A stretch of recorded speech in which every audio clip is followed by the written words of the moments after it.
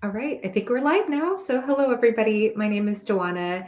Thank you so much for joining us for the Sons of Darkness live show. Actually, I should go ahead and show my book because I love this cover so much.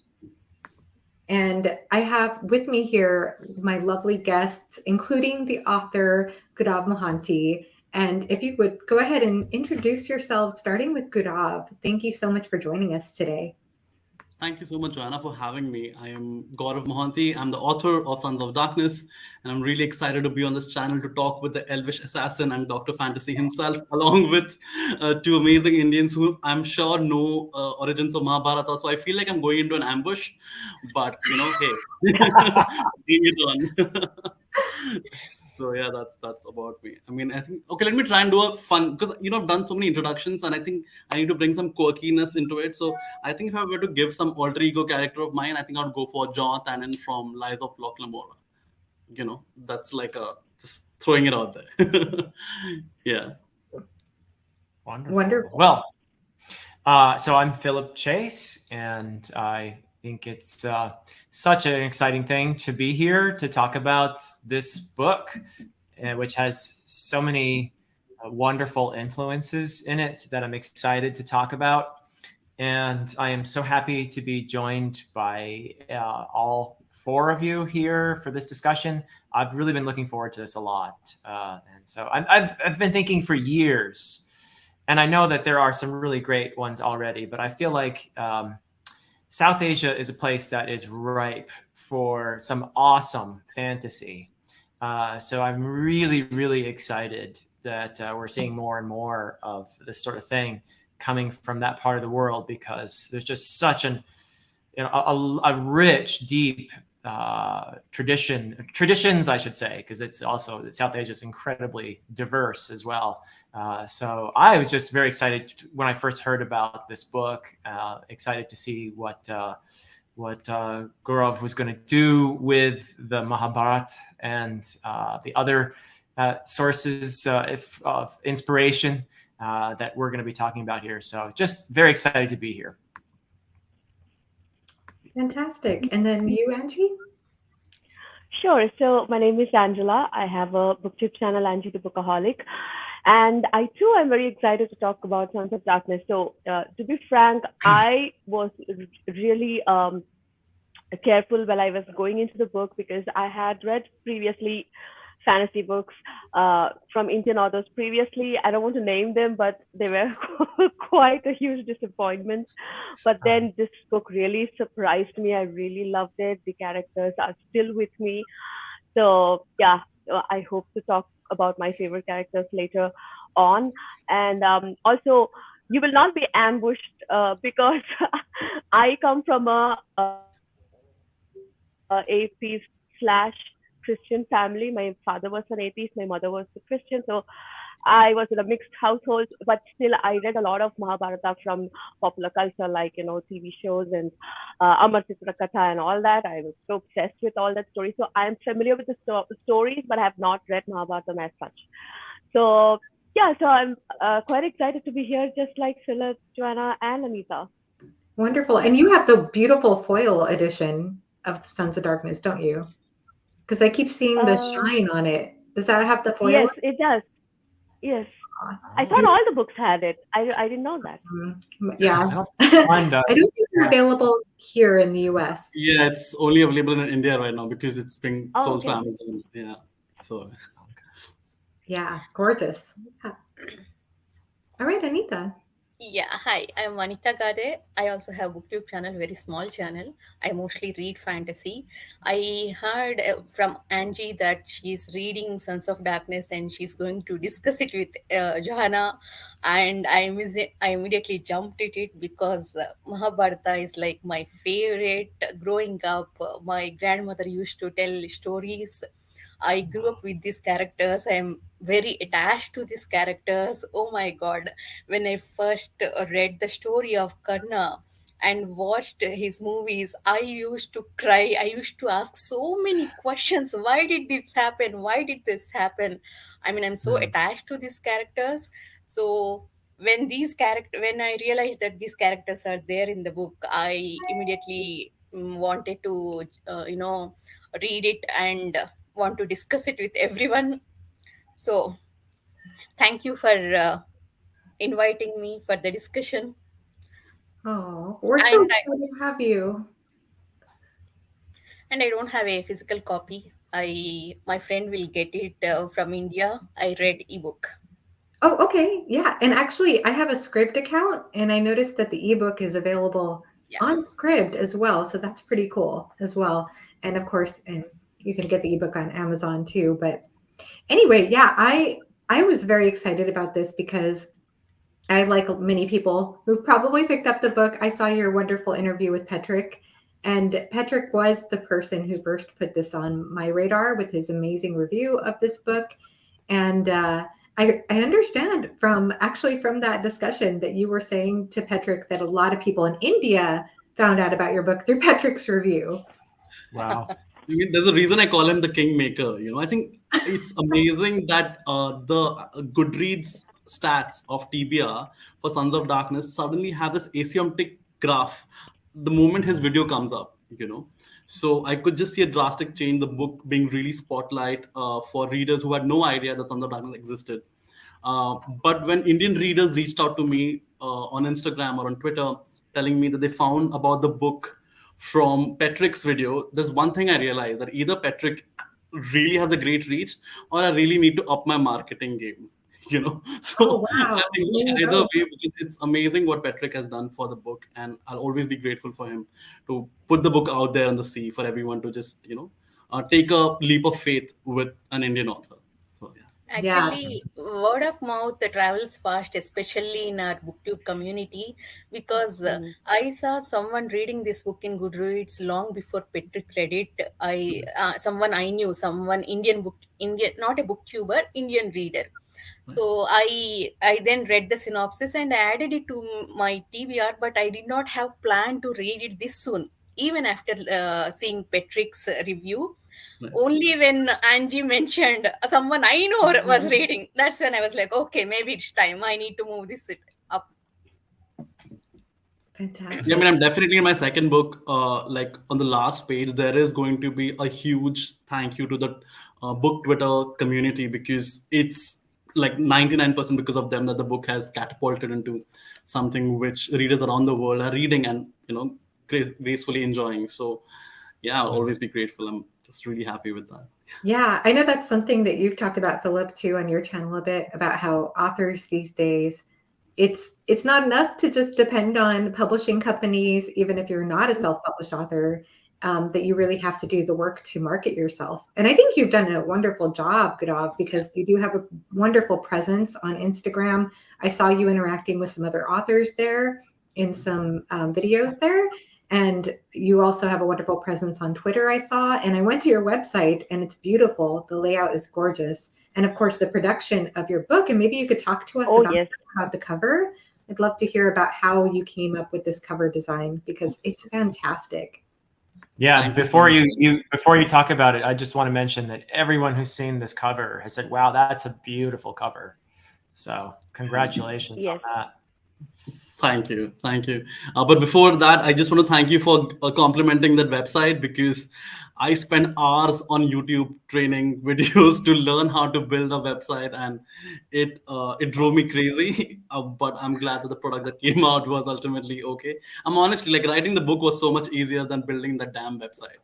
But I'm just glad that it appealed to all of you. And talking about the book, so talking about the book cover, the old adage that you should not judge a book by its cover, I think, does not hold true anymore, because I feel that there are so many good books out there, so many, that investing in a good cover kind of shows the effort the author and or the trust the author and the publisher have in the book success, that they are willing to go that beyond a normal cover to give a good gift wrap to the story, so as to speak.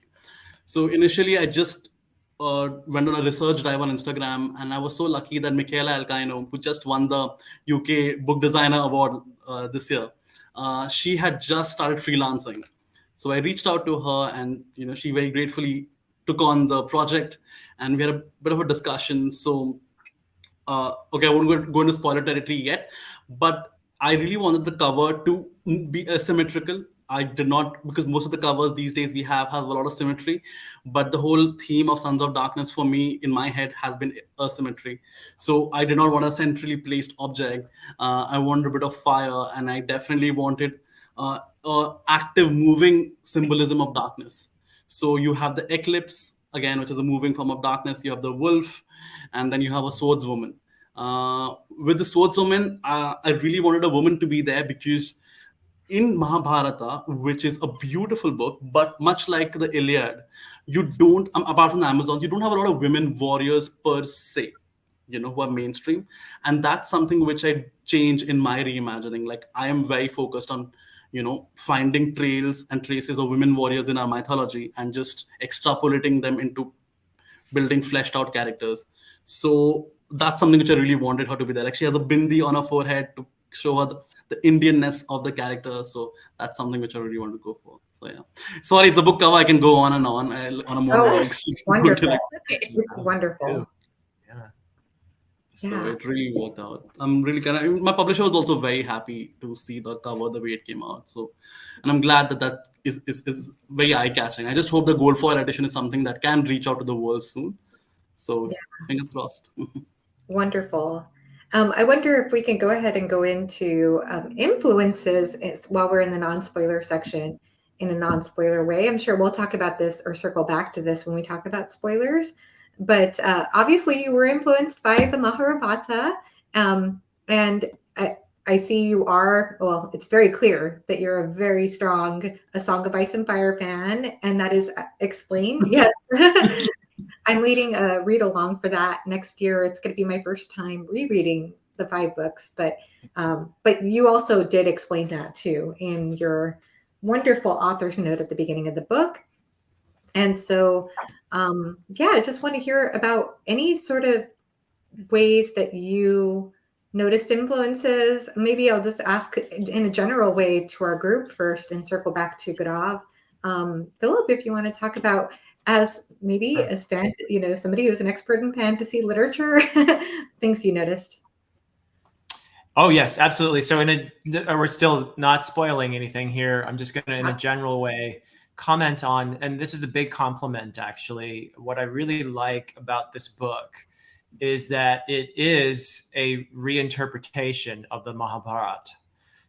And it's one of the really interesting ways I think in which you achieved this, Gourav, is you used some modern fantasy influences to perhaps pull the story in a slightly different direction than the traditional version. And that includes, as Joanna mentioned, A Song of Ice and Fire by George R.R. Martin. I also noticed a lot of First Law by Joe Abercrombie in there. And I noticed some Malazan Book of the Fallen by Stephen Erickson, which, all these things make me happy as a fantasy fan. And these are some of my very favorite series as well. So you have good taste as well. So I really like that you brought these much more modern influences into this story in order to pull it in a direction which you clearly wanted to go in. And I think one of the really important things to note about that is that by doing that, you succeeded, I think, in highlighting some fairly important themes. So this is I think you've self-described this as grimdark, and that's a pretty apt description, I would say. But there's also, I think, some interesting thematic exploration in here in terms of the caste system, for example. There's a lot in here that is there's some subversive stuff in here, which you've allowed these more modern fantasy influences to aid you in doing a little bit of a subversion and questioning caste. And the official version of the story of the Mahabharata is, this is different. This is not the Mahabharata. It is very much a retelling with a very different spin. Although it's interesting, I found that every character that you presented in a different light, there's still some seeds of that in the original version. So you didn't just wholesale make up stuff. I think what you did was very interesting. You took certain characteristics and you highlighted some of them And we can talk about that in more detail when we do spoilers. But I found that very interesting, where there were these characteristics were definitely there in the characters, and certain characters that if you've only read the Mahabharata and you're familiar with and you love, I think it's fair to say that certain characters we sort of sympathize with. We're on the side of certain characters. If you're familiar with the narrative, there are exceptions, and there are things that all the characters do that are kind of shady or bad, or it's a huge sprawling epic with lots of events. So, but I think it's fair to say most of the time you're on the side of the Pandava brothers in the Mahabharata, and what you've done is you've complicated these characters. You've got a very different spin on some of them. But that said, I think you've taken their characteristics and emphasized some over others. So really very thorough grounding in the original version, but a very modern, different take on it, using some of these modern fantasy influences. So very interesting. Beautifully said about the different influences and what Gourav Mohanty is doing that's in a unique modern way, because I completely agree with that. I mean, even though I haven't read the Mahabharata, of course, I'm familiar with First Law. I'm familiar with Malazan, though I'll be honest, I'm not sure I really saw the Malazan influence that everybody is saying. I feel maybe you can let me know later. I'll get into details on that, Yeah. or we can all get into details on that. But there are some very specific things that I thought, oh, there's some Malazan there. So we can talk about that later. Yeah. I'm excited to hear about that. I'm sure I'll be gasping that I didn't catch it. And I think what you said too about how Gourav Mohanty is you're putting a modern spin on this story too, that it's not exactly like the Mahabharata. And that's something that Angie, you've been saying all along too, that he is doing something different, that he's doing a new spin on this. So I'd love to hear your non-spoiler thoughts about that. Of course.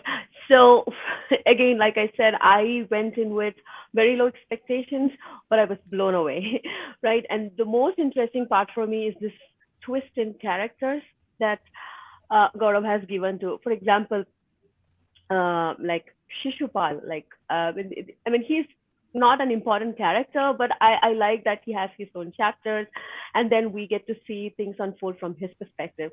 And then also not just the people, but also the twist that he has given to some things like Shamantakam or Shamantaka, right? So I didn't see that coming, and when that hit me towards the middle of the book, when that reveal happens, I was literally my jaw dropped.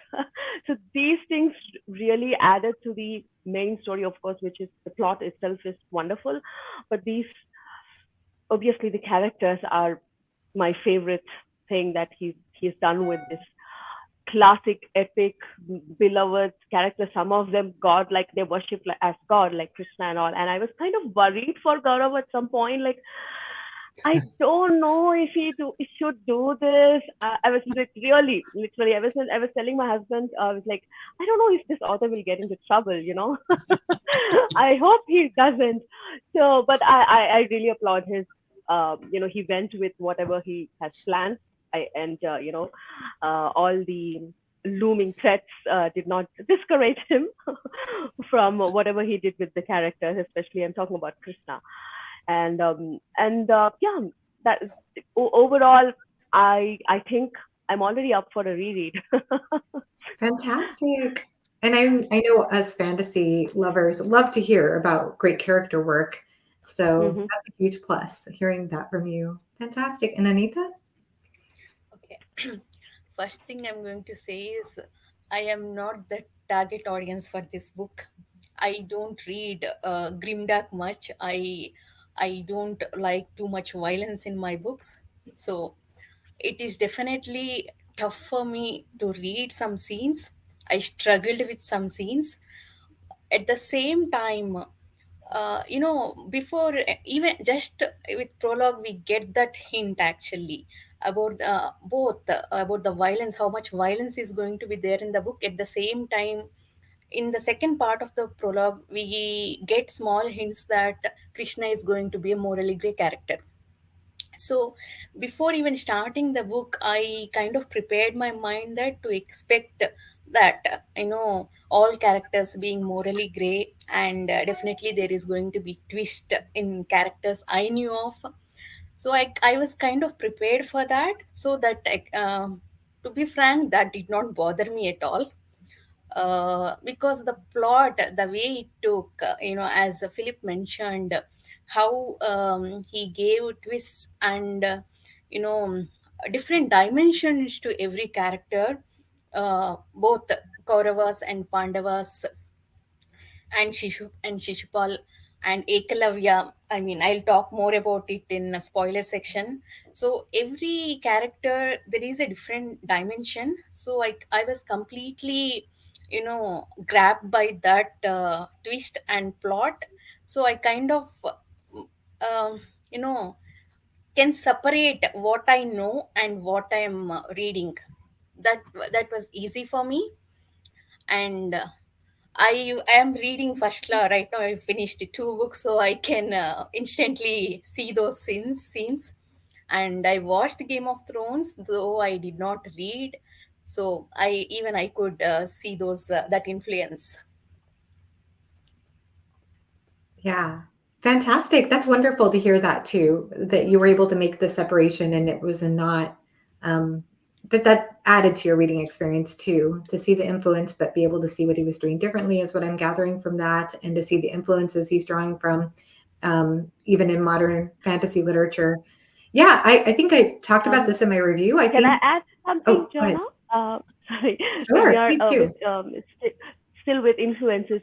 So I listened to your discussion with Cedric, Gaurav, and then you mentioned that of course you started when you watched Game of Thrones, you wanted to create something like that because that was your huge influence, right? So that was your influence, but what made you zero in on Mahabharata and kind of a retelling or reimagining, but instead of creating something from scratch of your own world, something like Bahubali, you know, that even though there is a name called Bahubali in Jainism, but this whole story was created from scratch, right? The whole mythology of Bahubali. So, what inspired you to zero in on Mahabharata specifically? Mm. John, do you want me to take that now, or you can continue with your, and then I will, like, Sure, answer you. yeah. All I was going to say really quickly is just one thing I noticed that was, as somebody who's not familiar with Mahabharata, I'll just say, because I guess I'm kind of representing that voice just for a second. I just want to say that I found it. There's a huge cast list, a lot of characters, a lot of secondary and tertiary characters as well, and I found that it was a little hard for me to follow the plot points and the even some of the characters to some extent. But I think, especially with the primary characters and secondary characters, one thing that made it much more manageable for me is the fact that you introduced two characters per section, it seemed like. And then there's Marcia's character, who's Yeah. inserted along the way as well, who's a very interesting character we could talk about later.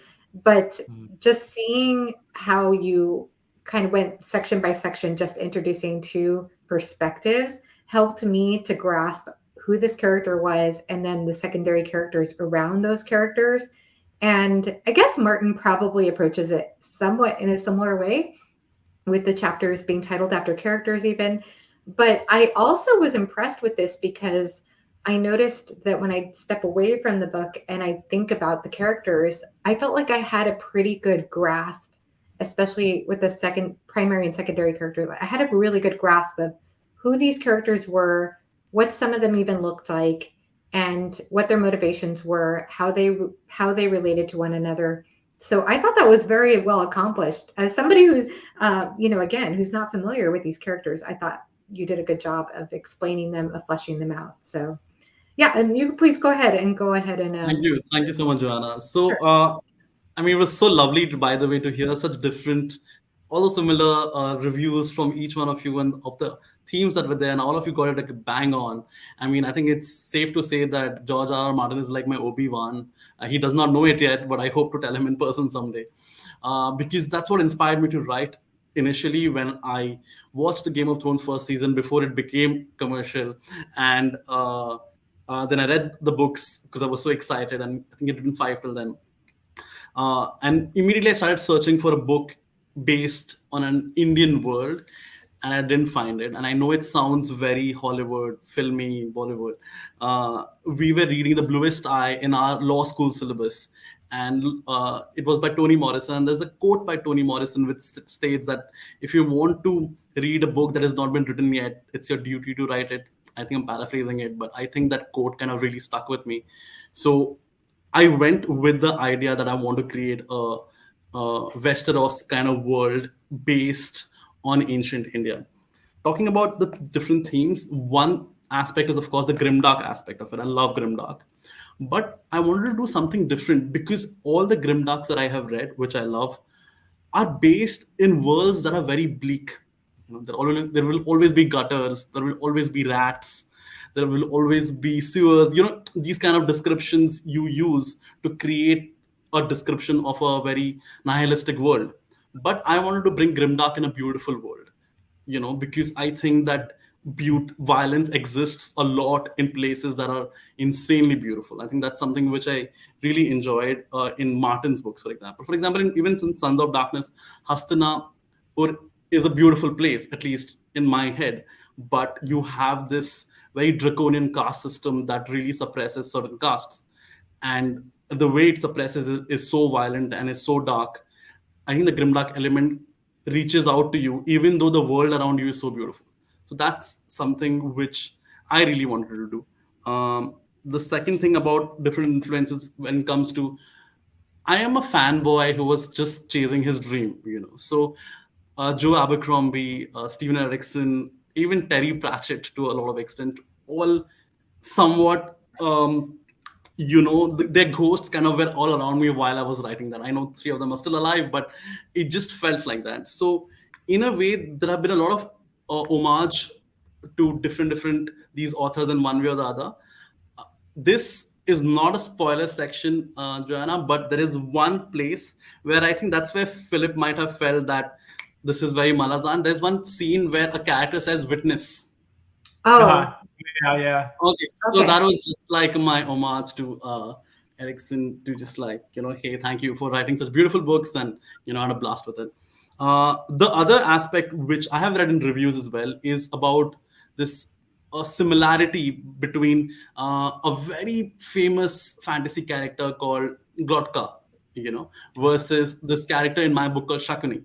Now, the trouble that I know, when I was writing this, I realized that these personalities were merging in my head because the original character of Shakuni in the mythology was someone who was crippled, in the leg, and he was a devious guy who worked towards bringing down an empire.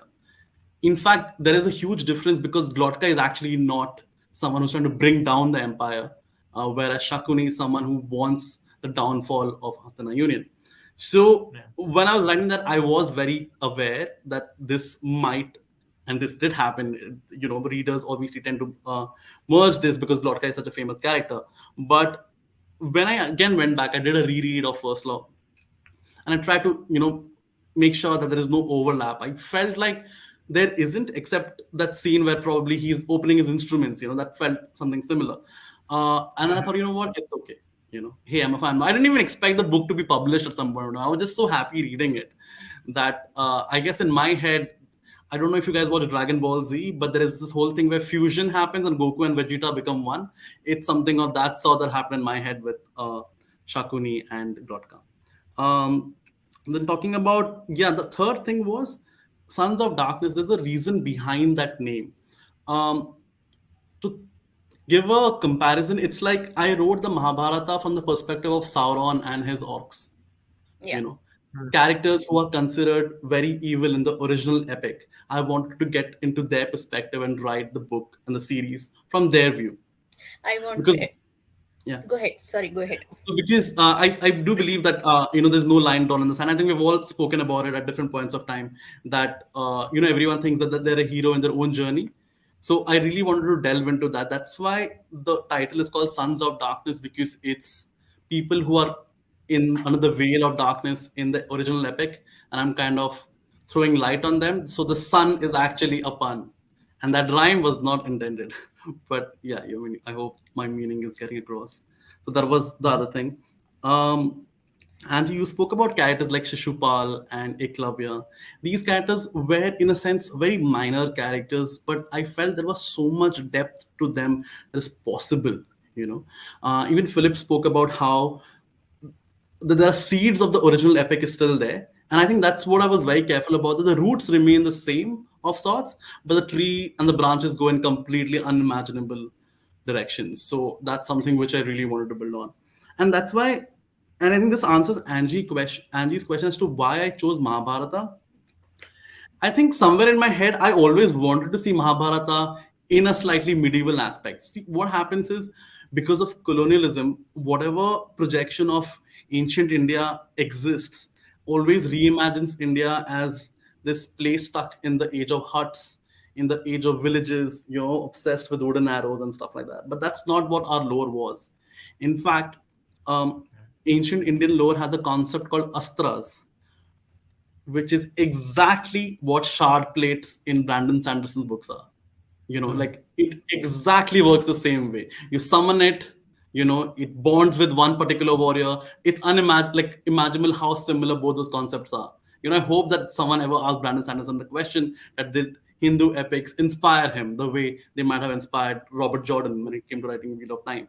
Because it's exactly the same. Because when I'm writing about Astras in my second book, I can't help but feel that people will again draw a comparison between the way they did with Shakuni and Glotka, even though Astras have existed in our mythology for 4,000 years.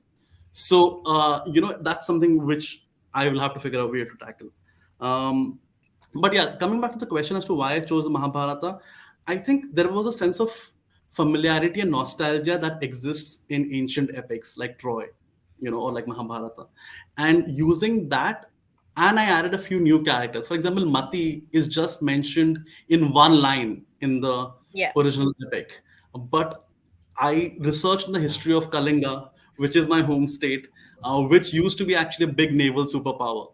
So in the ancient times. So and I use that to kind of create this whole pirate princess character, which does not exist in the original epic. By the way.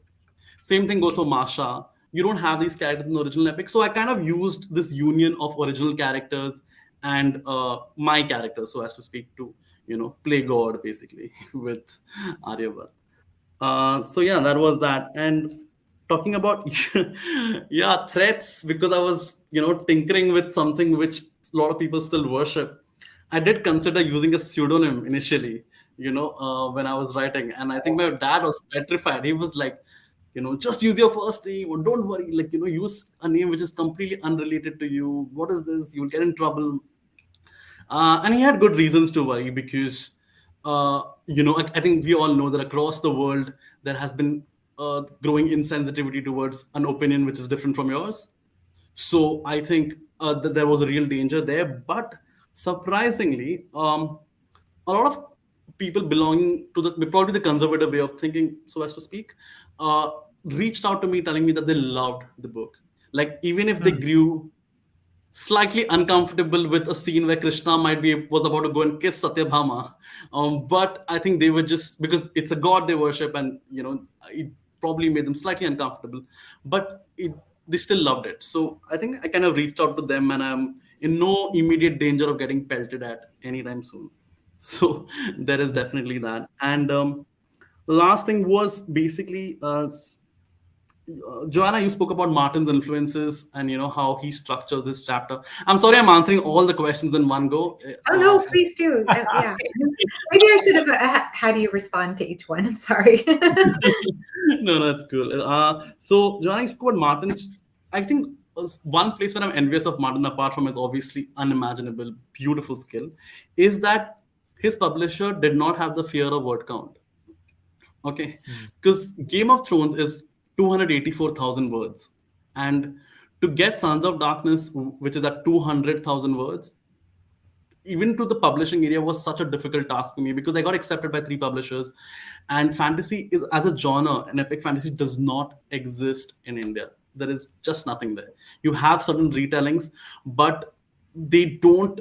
They have not embraced the concept of epic fantasy. Epic fantasy by itself will tend to be large tomes because it creates an immersive atmosphere in my understanding. But they were not okay with that. So if you notice, George R.R. Martin's chapters, it's a continuous flow. He does not use chapter breaks. Like, for example, my chapters had 1, 2, 3, like Stephen Erickson would use. But George R.R. Martin describes the scene from the starting where Tyrion might be having a conversation with Cersei. He's walking with Bronn across the streets. Then he meets Varys, and then he meets Shay. It's all described in one scene. Whereas I had to cut, uh, bring them into different blocks.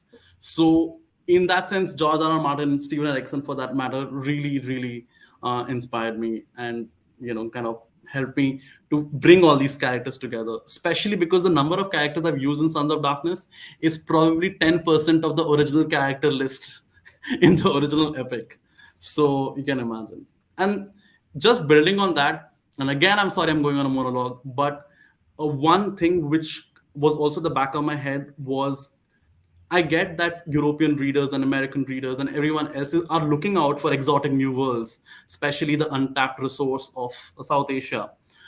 But the names which I was choosing, like Krishna, Satyabhama, they're actual real names from the mythology, and I didn't want to change that. But they're difficult names, right? Sometimes I was feeling, will that cause a hurdle? Because let's take another South Asian fantasy book called The First Binding by R.R.V.D.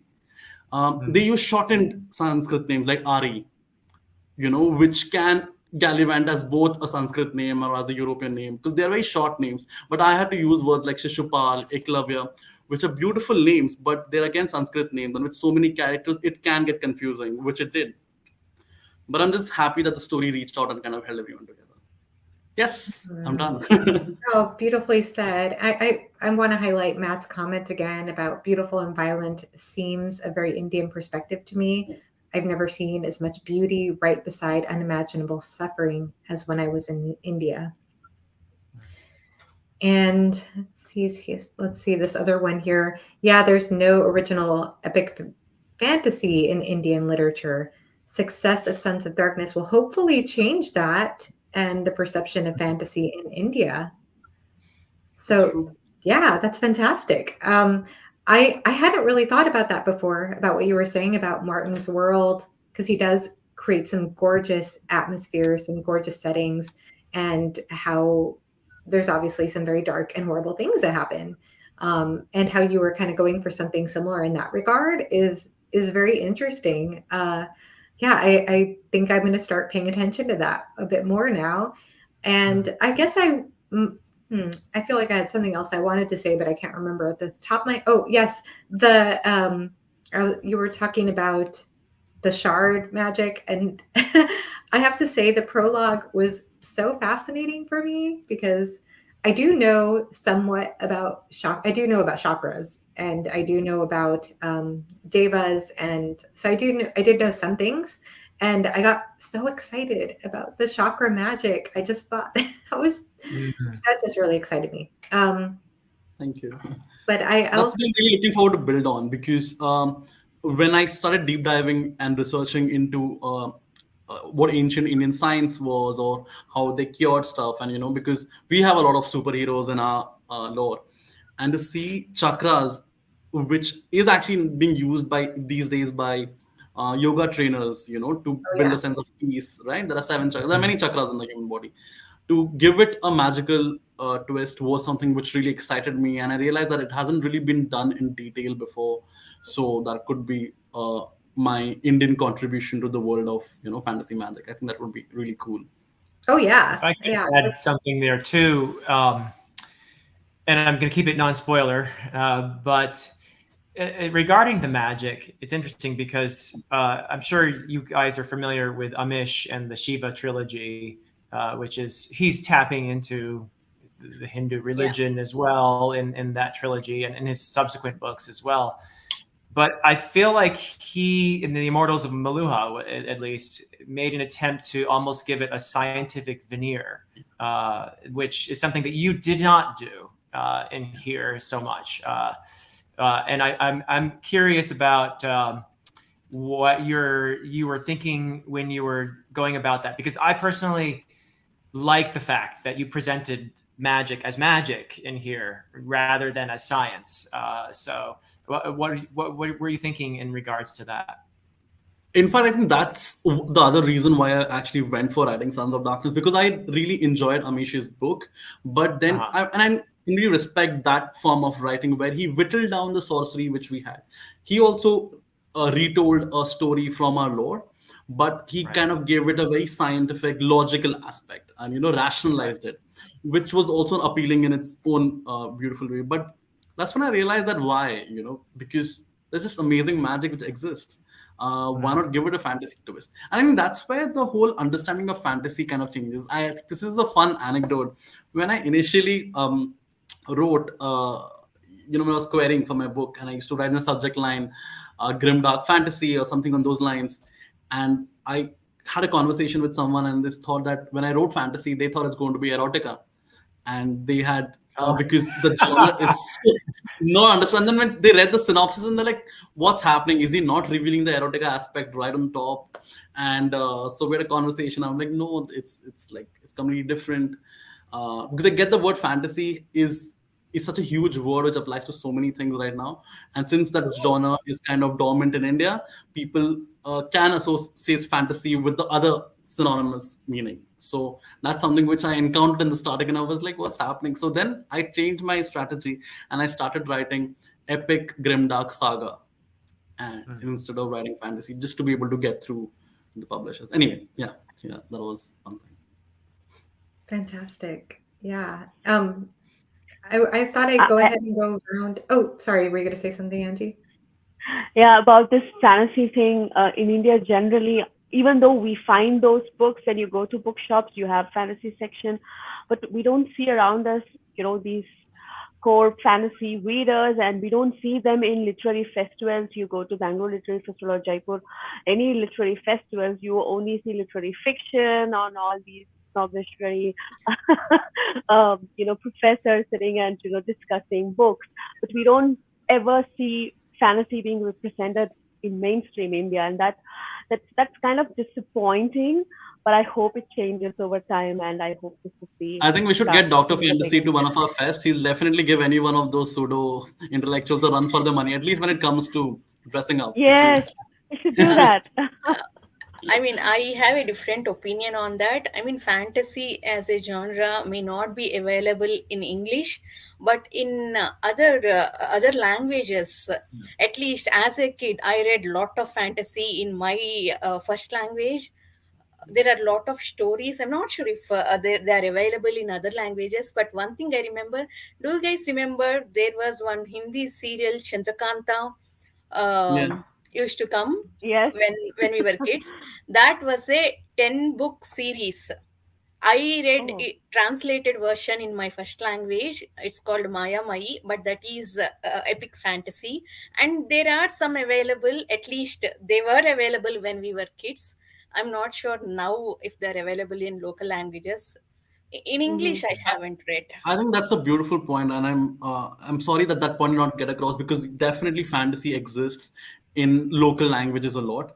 And I think Hmm. this year the Booker was won by Tomb of Sand, which is actually a translated work that's Yes. bringing a lot of attention to local languages, especially in India, because that was by an Indian author. So I'm hoping that the beautiful magic systems which exist in all the different states of India kind of Mm. Yeah.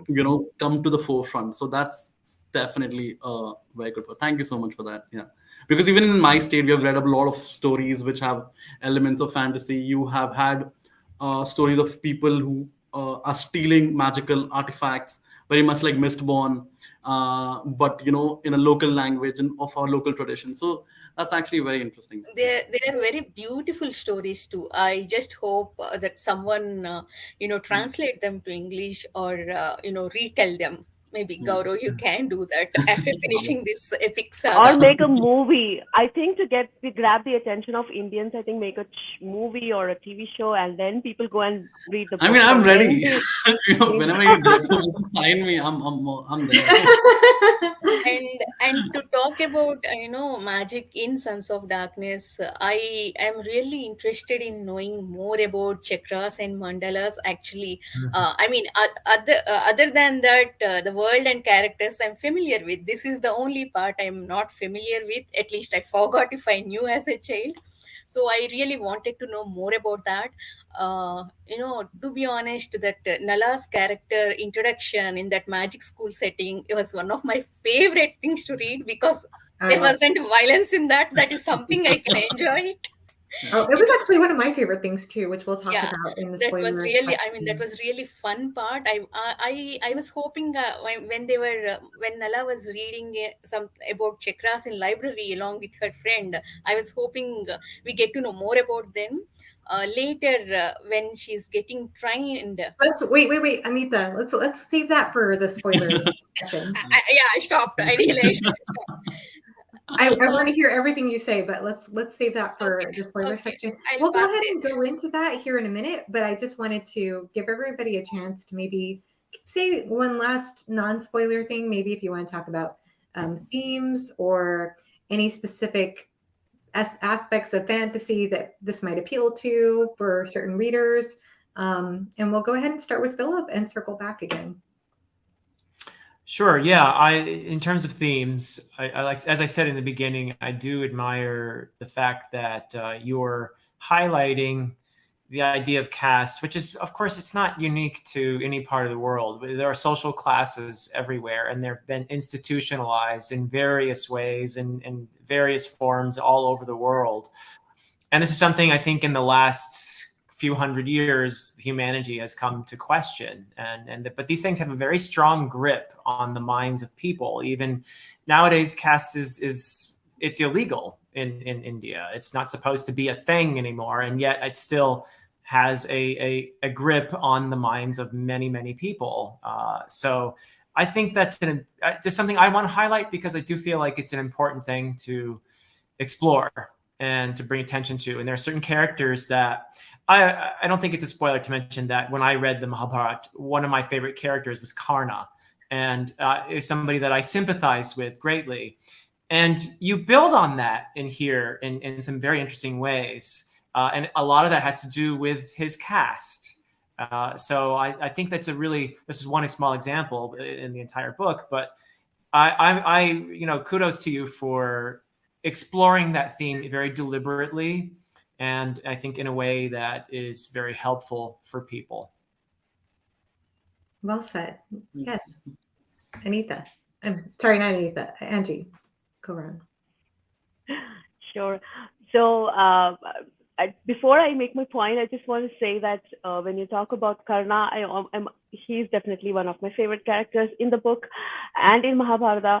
But I actually was so pleasantly surprised that you included Ekalavya, because he's also this. I love his story, that how he lost his thumb and all that, and I always used to get infuriated every time I read that story, the kind of injustice done towards him. I was so happy that you included him as a character, and also the twist. I don't know what's going to happen to him, whether I'm going to end up liking him or not, but but he is again definitely one of my favorite characters. But what I generally like, I just want to add to the caste system that it was all. I did not expect you to do that, but generally people shy away from including caste system because of all these situations and connotations around the whole system. But I liked it. I liked also that you took the safer road by renaming some of the cast, that was fine. But we could but at least understand, okay, this is referring to this particular cast and all that. But overall, I just want to once again say that for me, characters are important, but I am generally a plot driven reader. So this book gave me both. It gave me good characters also, but the plot also is so fast paced and you're never bored. You're always on your toes. You don't know what's going to happen when you turn the page. And that's what I want to highlight. There is this very good balance that I like in my books between character driven and plot driven, novel or story. Yeah. Thank you so much, Angie. All right, Anita. Okay, I want to mention 2 points. The first one is to add to what Philip and Angie said. In Mahabharata, we see that caste only through Karna's eyes, what injustice happened to them. That those stories don't explore beyond that. but I really like that Gaurav, added lot of that. It reminded me of as kids, almost all kids in India learn caste system through Ambedkar's story. Is one of the you know um, who, I mean, how do I put it? He's not He was a freedom caste fighter. leader who kind of Yeah, reformed the entire system and bringing yeah, caste someone equality who in India. fought for rights for Yeah, sorry to say that, lower caste people. yeah. So it had very similar structure to that. So I really like that. You added to that and brought the same similar caste structure to this story of epic fantasy. And this I hope we will see more of that in next books also. you know Hmm. and the second point is about the characters. As I said, I was really worried how I will like these characters, morally great. Suppose Krishna is a god. How am I going into, accept him as a morally great character? But, though Krishna's character, And we're sorry, staying non-spoiler. Make yeah, sure we stay non-spoiler. though it is a morally grey character, I think Gaurav, I think he only added to what he is in Mahabharata. Only difference is in Mahabharata, in Indian lore, Krishna is an reincarnation of God. So, whatever side he took, that he did to defeat evil, whatever manipulations he did it to you know defeat evil. But I think Gaurav did not change the entire character, he just added on that. That's how I felt, especially when it comes to Krishna. Hmm. Other characters I'll talk about more in spoilers. Oh, it is very difficult Joanna is for the me to spoiler talk. police. Anita is so excited to talk about spoilers. Okay. I know. Um, I'll keep my thoughts brief. I'll try to keep it brief. So I guess I'll just add, I did do a non-spoiler review. So just very briefly echoing what I said in that review, I did see pain as a big, huge theme in this book. And the reason I said that is because I think that the caste system, there's definitely, obviously, a lot of social injustice, obviously, happening in the world. There's a lot of vying for power and a lot of manipulation and political intrigue. But I think even with the torturer character, who's very reminiscent of Glokta, and even with the Silver Wolves, these female elite military characters and their upbringing and what it takes to become a Silver Wolf. When I think of Karna's character trying to break free of, the chains of what his upbringing have been, and I think of a lot of the different characters in perspectives, Nala and what Nala has gone through. A lot of them have been motivated by pain in some regard, and it's interesting because there is a lot of, like I said, vying for power and a lot of I would say a lot of ambition. There's a lot of ambition in this book. So I think a lot of times when we think grim, dark, and nihilism, there can be a sense of, well, what's the point? But in this particular epic, there's a lot of ambition. And the idea is that pain is the great motivator, as one character puts it. And you definitely see how that comes to play, not in just one perspective, but in many. So that was something that I took with me. And I think it will also appeal to people. I think that the George R. R. Martin influence is very strong, as well as Malazan influence with the female warrior characters. That's definitely highlighted throughout the series. And there's even some nautical elements, some piracy, and a vast world. So I think that could appeal to, obviously, and the modern take. That's the other thing I also think Philip brought up earlier. This is definitely written in a very modern style, very modern prose style. And so, yeah, I think that's all I will say for non-spoiler. Gourav, do you want to say anything? Well, not spoiler before we hand over to Anita? I think I'll just keep it like short. Just to add to two more things which I just remembered that really guided me was when it came to Krishna, I followed this whole Dumbledore theme from Harry Potter, where that uh, being smarter than everyone when he made mistakes, the consequences were far larger. That's Yeah. something which I really wanted to bring in when it came to Krishna's character. And when it came to Mati, I was seriously inspired by the show called Killing Eve. I don't know if anyone's watched it. It's by Phoebe Waller-Bridge. There's a character called Villanelle who's an absolute psychopath, and I loved that kind of thinking. There's a quote by Oscar Wilde which totally defined Mati's character. That's like, conscience is nothing but a front for cowardice. I think that's something which I wrote. Not having a conscience filter. So yeah, I'm really looking forward to explore Mati definitely in the second. I mean, yeah, second book. Fantastic. And For the really first. quickly, I think you said this in the interview with Patrick. This is going to be a 5-book series. Is that what you were saying? Yeah. Yes, that's the aim. Same. Famous last words. Just joking. Fantastic. So yeah, I mean, I hope so, because when you write, right, I can totally sympathize how George R. R. Martin's 3 books became 5 books, and then 5 books became 7 books, because the Yeah. world kind of takes a life of its own. So that's something. And there's so many ideas that are coming. I just so badly want to explore this slightly light dark academia with Nala's school, which I didn't get a chance to. I mean, whatever. I won't go into spoilers, but I really like the whole idea of this um, Vedic Hogwarts, so as to speak. So hopefully the spin-offs that I have in mind, or the novellas, they would all come into being. I mean, hopefully the muses will shine and somebody will pick up the series, and it should be good. Yeah. Fantastic. All right. And now we're going into spoilers, and I'm going to start the opposite direction this time with Anita, because I know Anita just has so much she wants to say. Okay. Before proceeding, I'm Joanna. You are the spoiler police. Gaurav just spoiled Mati's character. Huh? How did I? Shit, damn it. Anyway, Did I? no, Oh, you just said I she's had a tiny bit. psychopath.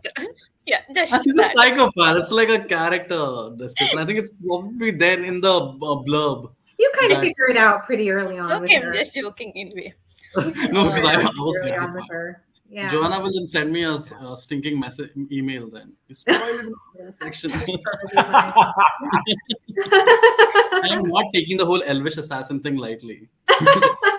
I need to do better at my job. Okay. Wise, very wise. Yeah. Okay. I think coming to Pandava's character, Johanna, Pandavas means the 5 brothers. Yudhishthir, Arjun, Bhim, all those people. I'm not sure if you're familiar with that. So, as a lore in Mahabharata, I understand what they did, especially when it comes to Ekalavya. I am always little angry with Arjun, and other things also I'm little angry with them. But I wish they are morally grey characters like Krishna.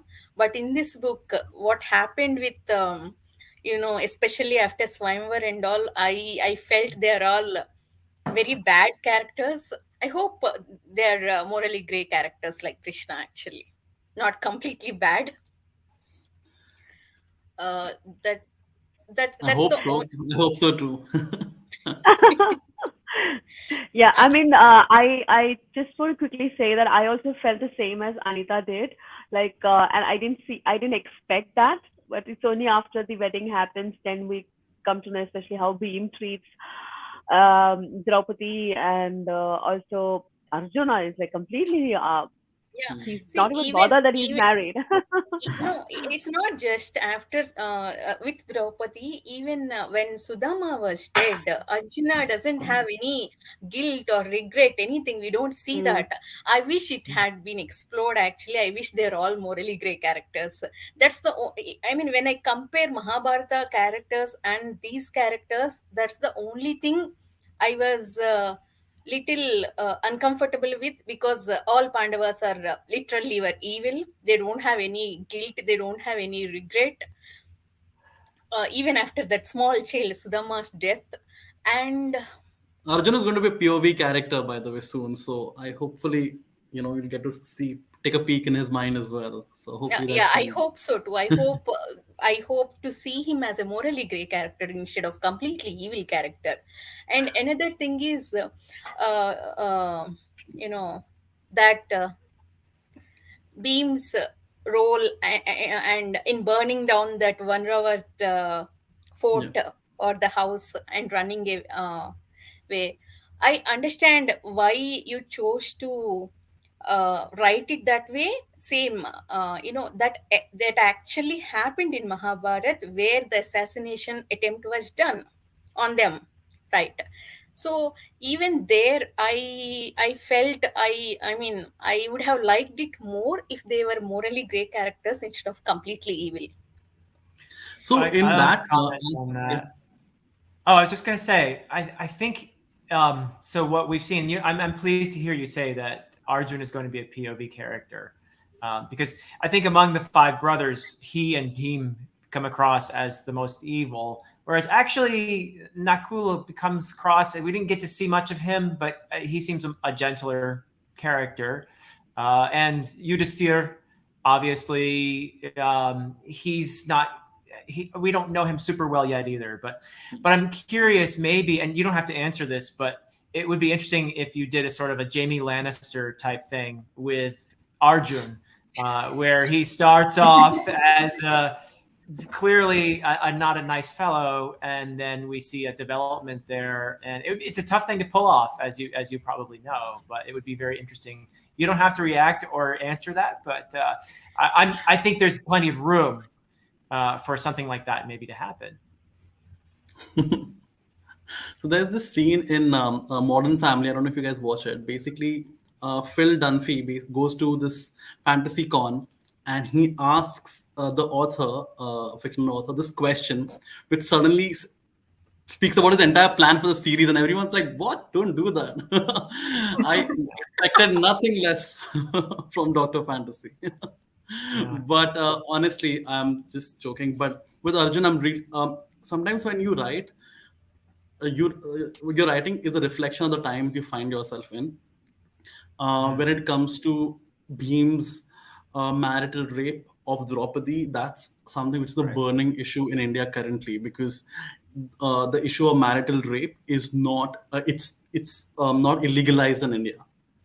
There It's is not nothing. legal. Wait, It's sorry. not criminal. It's not It's not a illegal. criminal. It's not illegal. Yeah. Marital In other rape. words, a man cannot be imprisoned or Denied. convicted of Yeah, raping. there are a lot of countries in South Wow. Asia, in Asia actually, and Africa, where the concept of marital rape, because of societal influences plus the difficulty of proving it, but 100,000 other reasons, all wrong reasons in my opinion. But for that, it has not transgressed. But there is a movement to criminalize it, and people are fighting to bring this into forefront, and this is going around us. And I'm a lawyer, so I was associated with a case that was has filed something in the Supreme Court to like get this thing off. So it kind of permeated in my head with Bhim, because Bhim is also a giant, much like the mountain. And when I was researching into the ill effects of I hope I'm pronouncing this right, gigantism or gigantism, you are prone to bursts of violence. So in that sense, with Bhim, I wanted to explore the idea, because in the original epic, Bhim loves Draupadi the most, and that's also something which is the case here. But love in an abusive relationship can take very violent forms as well, and you do not realize that. So that's the whole grimdark aspect, I think, that kind of came into picture, and I wanted to show how wrong that is, and how Draupadi does not think it is wrong because she has been conditioned to think like that. So I that's the yeah. one of the scenes that I remember just screaming at, and not you as the author, but just at what was happening in the story, was it was a scene where Satya is talking with Drupaldi, and I did Hmm. wonder, by the way, I think she calls her little bird. I was like, oh, I got that. Yeah, so kind of like a Cersei Lannister moment in a way to Yeah. Sansa Stark. But yeah, I kind of screamed because there was that part where I think it was with Satya. Yeah, I think it was Satya is basically telling her, breathe, child, and she's telling her about to consider what other women have gone through and what the suffering they go through, and that in comparison to what other women are going through, that Drupaldi is living a very privileged life with her 5 husbands. And I got so mad at that conversation because I I know so many women, and just being close to somebody who's been recently going through something too. I know so many women who rationalize abuse because, oh, well, they have it so much worse. I have it so I don't have it that bad. They minimize their own abuse and their own rape because other people have it worse. Um, and so I read that scene. I was like, no, don't. And you never implied that Drupaldi took that message, that she minimized her abuse and rape. In fact, I think there was some insinuation that she's trying to give Drupaldi some ways to manipulate her way through that situation and to take some form of agency. But yeah, that was something that was very like, no, don't take that message that that's okay, because that's not okay. Rape is rape. It doesn't matter how privileged you are. That's not okay. You know. That's so beautifully put. Thank you, Joanna, because that was very intentional. I came across this big feminist influencer around that time when I was writing this, who kind of called out the troubles that, I'm sorry, I'm using the term skinny women face, and calling their troubles not real troubles, because she was like, body shaming is for people who are on the plus side of things and not for the skinny side of things. And she was calling their pain unreal because our society values being thinner or something on those lines. And it was belittling her trauma, but the person was actually so as to say hardcore feminist. So that was a very interesting aspect that I wanted to bring through Satyabhama, because Satyabhama is naturally one of the most feminist characters in the book. But sometimes when you have been abused and you've seen like different levels of abuse, you can be misdirected, and you start thinking that, okay, some things just don't matter, and you bring them into some form of pH scale when it should not be, because Yes. and that is not the right way to do things. So because Satyabhama, again, every character has for example, a lot of people have thought Satyabhama as this positive character throughout. That was the one point where I wanted to kind of get across, and I'm so glad that you caught that, because that was my intention, that sometimes even when you are completely white character, but your thought process can just have negative consequences. And so belittling of trauma was definitely a theme there. So thank you for casting. Okay. I'm glad to hear that though too, because I do think that is a technique that you see used in literature. Like, for example, I think in Martin's books, and without giving away spoilers, I think it's something he does is he puts a character in a horrible situation, or he makes a character who is terrible in the first place, but puts them in a horrible situation. But then you see even worse things happen to the characters that do the horrible things later on, and in that way kind of play with your moral strings by weighing out, well, this trauma was worse than this trauma. But you're right. I mean, that can be, I'm glad that you're sensitive to that though, because I do think there's some commentary that could be had about that, even in fantasy literature. I see some parallels between Draupadi and Daenerys Targaryen, actually. And I don't know if that was deliberate. I don't know if that was deliberate on your part or not, or unconscious, but I see. And again, if anyone hasn't read A Song of Ice and Fire or hasn't watched the show, I'm not going to get too detailed about that, I guess, but I think it's interesting to talk about someone entering a situation like her, where she's obviously disempowered, very much disempowered, and then you can see the hints already in Sons of Darkness that she is attempting to find her voice. She is attempting to find a means to empowerment in this situation that she's been cast into. So I don't know if you had any inkling at all that you were thinking about Daenerys at all in that, but well done, either way. I see it now that you say it. I see it. Yeah, now even I'm beginning to see it, but I honestly did not have that in my mind when I was writing that. It's just that everyone always thinks of Draupadi. They call her the Fire Queen, they call her the Fire Princess. But I want to present different aspects of, if you are married off to 5 princes, is that a good thing or a bad thing? And I just wanted to approach it from different angles, because she has conversations with Rasha, who, when they're sitting on top of that embankment, and Rasha is telling her stuff about the marriage, how she should approach the marriage. Satyabhama gave her a different perspective of how to approach it. So she's having this conflicting opinions about and she's a very gullible person. So you're constantly getting feedback that how she should treat her marriage to the five persons, as when she herself is going through a lot of pain because of her enchantment for Karna, and the feeling of, the lost opportunity, so as to speak, and the fact that she was still okay with the five. I mean, not okay, but she kind of came to terms with the five husband arrangement as long as Arjun was there. But the one guy she really wanted kind of looks past her, because Arjun, being the egoistical person he is, and having this very high inflated opinion of himself, he's not okay with the idea that his prize is now shared between his brothers, and he did not get first access. So, because Yudhishthir, being the elder brother, would be the first one to spend the wedding night with her, or something on those lines.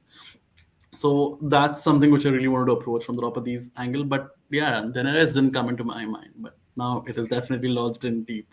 I have a question here, Gaurav. I know there are some changes you did. Suppose Krishna had eight Mahabharata spoilers are okay with you, right, Johanna?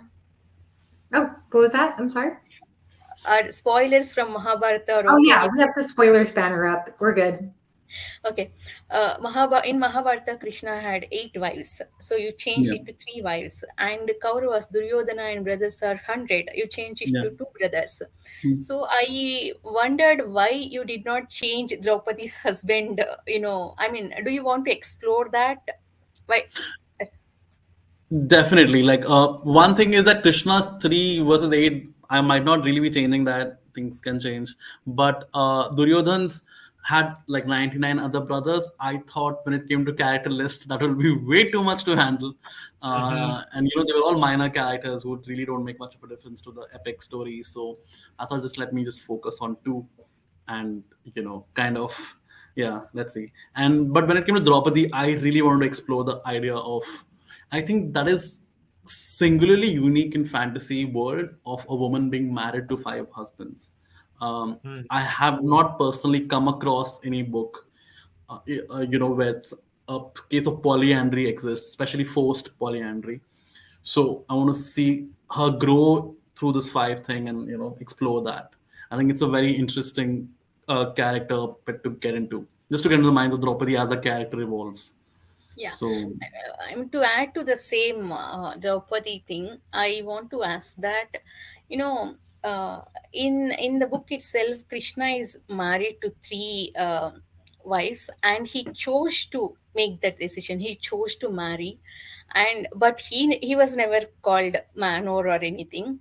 But mm, Draupadi was called that by almost every person, yeah. even by Parshuram, so much educated person. So I understand that that is very similar to reality. Man can be with any number Yeah, of people. Casanova versus slut dichotomy, right? So it's Yeah. just, yeah. So, I mean, do you want to address that in the future, or do you want to leave it at that? I hope to address that.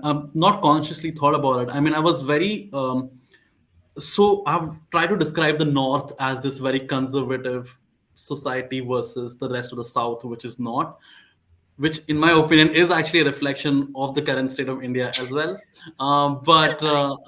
So in that sense, when people calling Draupadi harlot and stuff like that is reminiscent of something true, because she's married to five guys, even though it has been against her will, so as to Yeah. speak. But with Krishna, it's the whole Casanova versus slut angle. That's something which I kind of highlighted. Nothing too deep Yeah, into that. I completely saw that. Actually, that's how real life also happens. Yeah. People call names to women, but I just wanted to see if that or I hope that it will be addressed, actually, not leave it at that. Actually, I'm not sure. I mean, I'm not telling you to do anything. No, no, no, please. It will, because Draupadi's in a narrative of dealing with the five husbands is, I mean, obviously looks like that's definitely going to be her evolution point, so as to speak. Her Pokemon's evolve from one stage to another using some stones. It's like that sort of a thing. So her relationship with each of the five husbands, each of her husband, who's going to be a very pivotal character. Arjun was the greatest archer. Yudhishthir is next in line, and now he has his own kingdom. You have Bhim, who's the strongest man, giant, and abuser. And then you have the twins. One of them is very smart, a lawyer. and the other Nakul, who's going to be explored in the second book in Dance of Shadows, because I know Nakul was not given a lot of spotlight here. So yeah, I mean, that's something which I'm definitely looking forward to explore. We have a question in the chat by Yeah. Paramita. I want to ask the author one question. Given you have godly characters such as Krishna and mortal characters such as Karna, how do you see the theme of destiny versus free will playing out? Okay, this feels like a nice literature question which you'd answer in exams, but okay, let me like. All right, how do I see the theme of destiny versus free will? I think that's curiously the major theme of the entire series, because you have the Sapta Rishis, the seven, who are these invisible kingmakers behind the scenes, controlling everyone's destiny so that it goes in a particular line. And then you have completely agents of chaos like Mati, who are completely disrupting the plans. Like whatever the oracles might have planned for the Swayamvar, Mati sends her assassins and ruins everything. The whole wedding scene, which people have loved, the whole debacle that happened with the wedding. So in that sense, I don't know if you guys. I played Assassin's Creed a lot. And that PS4 game, you always have this Knights Templar versus Assassin's Creed, order versus chaos. And for me, Destiny kind of stands for order in a way, because it's like a predestined, pre-arranged destination. So that is definitely going to be explored a lot in the book, because the seven stand for that, and the Saptarishis are going to be huge in this entire series. So, uh, yeah. Yeah. Actually, I really like that Saptarishis part. I mean, that is very actually smart. That because Indians believe astrology and stars setting their destinies and paths. That's really well done. Oh, really? Oh, okay. Yeah. Neat. And Yeah, then, so we believe that the constellation, the seven-star constellation, are actually seven sages, oh, uh, okay. and they are immortal sages who guide humanity through different ages. So, like Wheel of Time has different age in Hindu philosophy, and Robert Jordan did take the concept from our lore. We have different ages, a group of four ages, and then again there's a shattering of the world, and then again four ages, and so on and so forth. Interesting. Interesting. I'll have to research that some more because I didn't know that. And then another Which age question. are we in now? Are we in the Kali Yoga right now, guys? Is that where Yeah. we are? Yeah, we're in Kali Yuga. the evil age for sure. Why do you think Grimdark is becoming so popular? The evil age? We're in the evil age? The age Yeah, of we're in the evil age. dissolution. Oh no. Yeah. Yeah. I used to know a friend who was into astrology, and I guess in, I don't know, Western astrology, he said that we're in the age of Aquarius. And he said Okay. that everything is air, which is why everything's online and everything's going, I don't know. I thought it was interesting. But Bharat is very into like righteousness. So you have the main golden age, which is kind of there in almost every culture, and in which there's a bull which describes something called dharma, which is righteousness. This is also a core part of Buddhism. So in the main first age, it stands on four of its legs, and in this age, which is the Kali Yuga, it stands on one leg. So it's constantly teetering. So oh, yeah, we are like heading towards an apocalypse soon. oh no, that's not good. Don't worry, it'll go full cycle, and then we'll go back to creation. Oh, Yeah. okay. We will not be there, but the world will be there. Something will be there. maybe. We'll be there in our reincarnations for sure.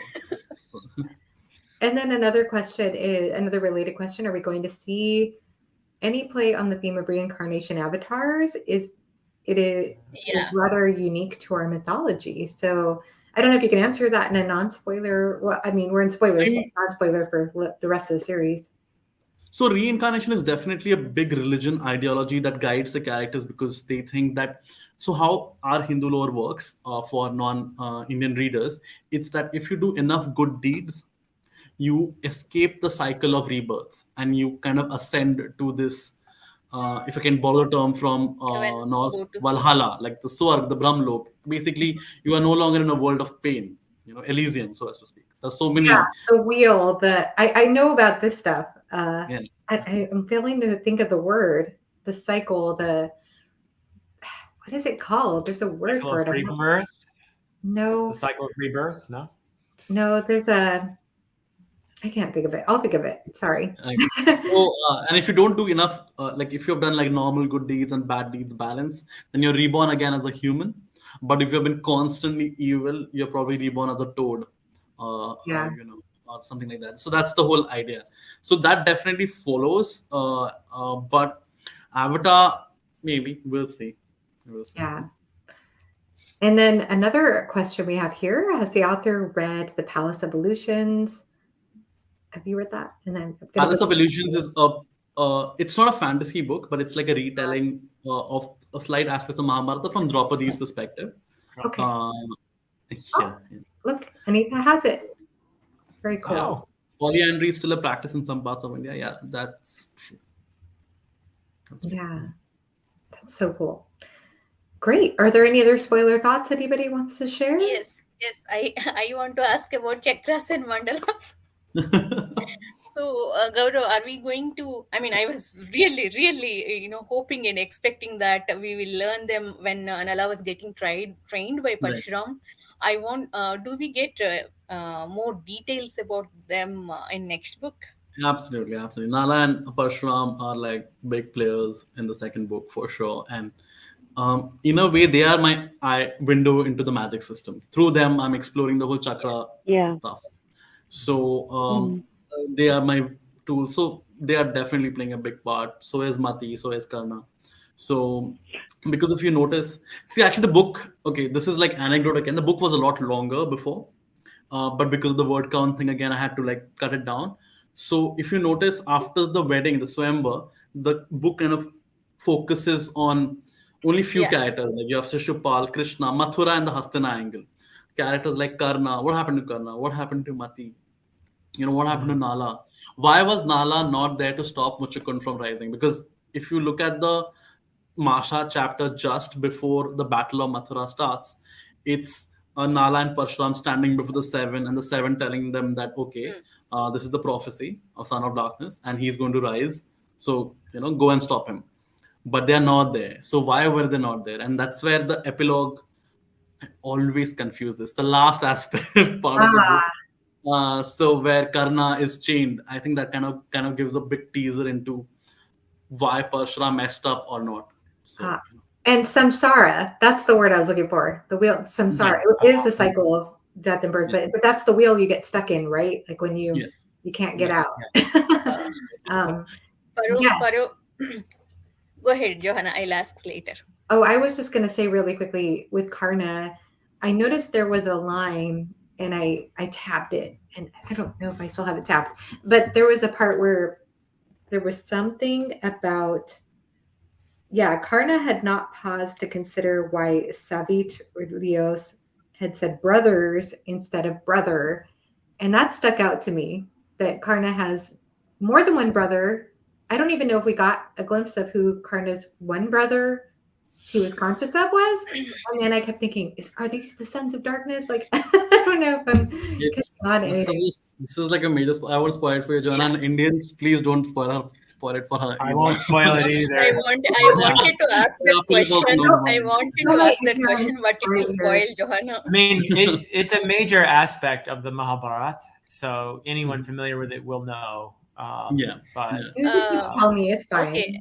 Not So spoiling. there's one interesting thing which I did. I think very few people kind of noted this. So if you look at all the Deva names, for example, the main king whose name is Thor and Drazius. So if you actually put the name, I kind of went a little like I am Tom Marvel written on this. If you break the names, it's Thor, Indra, and Zeus. Basically, all the lightning gods across the three ancient mythology.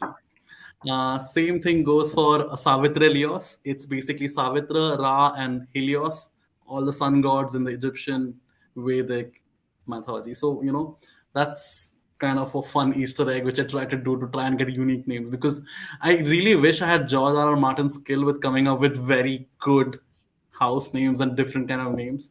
But I think this was still a lot of fun. Yeah. Some fun Uh, Easter egg for you guys. Yeah. okay, Paromita's comment reminded me of two things. Until Lady Rasha talks to Shishpal about, her backstory, I did not realize she was Radha. I mean, that was really surprise to me. I did not. I mean, I'm That's surprised where I that I did chickened not. out. That's why I chickened out, by the way. Like I just couldn't write her name as Radha because the Joanna and you already know about it, Philip, but basically Krishna and Radha are this, they are still worshipped so religiously in India, Yeah. and even though they were not married, Yeah, right? they're And supposed to be like great lovers. They're worshipped. lovers, yeah. But I always it always irked me because for me, and I'm sorry I'm being insensitive, but I'm not trying to be, but I always felt Radha was like the first woman in Indian history, Indian mythology to be ghosted. Because in a sense, Radha, and I can see you cringing already, but basically what happens is Radha does not marry Krishna. Krishna marries 8 other women, but he does not marry Radha, and Radha marries someone else. And that happens when Krishna comes to Mathura and becomes his king and everything. So I've always felt that no one kind of highlights that sort of injustice which might have happened to Radha. And so I started writing with the name Radha, and I kind of went Control F, replace all, just at the last stage because I was like, you know what, this might be too much to digest, so just change the name to Rasha, hoping that whoever has to get it gets it. And if I fall in legal trouble, I can always say that, hey, it's Rasha. Who's Radha? I don't know what you're You talking know, about. I always I think I you just always gave it away. Oh I shit. always thought okay, I always thought Radha got married as very young, even So when Krishna was still in what is the place? Yashoda place? Gokul. Gokul. I always Hmm. thought that. So when I read that, I wanted to check with my mom. I forgot actually. So I'm going to check with that. And my next second question is I'm really curious actually. Satyabhama was actually from rich family. Out of all Krishna's wives, she was very rich and she was very proud person who looked down on other wives of Krishna. I mean, I really like the twist you put on her character. My only question is, why did you make her poor? So what I wanted was Krishna's objectives when he married different women. For Rukmini, basically he did like her a lot, but she was a princess of another kingdom. So he kind of legitimized himself because Krishna was considered a lowborn by a lot of opposition. So by marrying a princess, he kind of legitimizes himself. Then he needed Jambavan's technical support when it came to Swamantaka. So the Jambavati alliance kind of made sense. So that's why I think there's one line which also says that Krishna married Satyabhama for love. Yes. In that aspect, I did want to explore that. Uh, I was looking, I really searched hard for women warriors in that sector. And there's just one line where Krishna goes with Satyabhama to kill this demon king called Narkasur. Narkasur.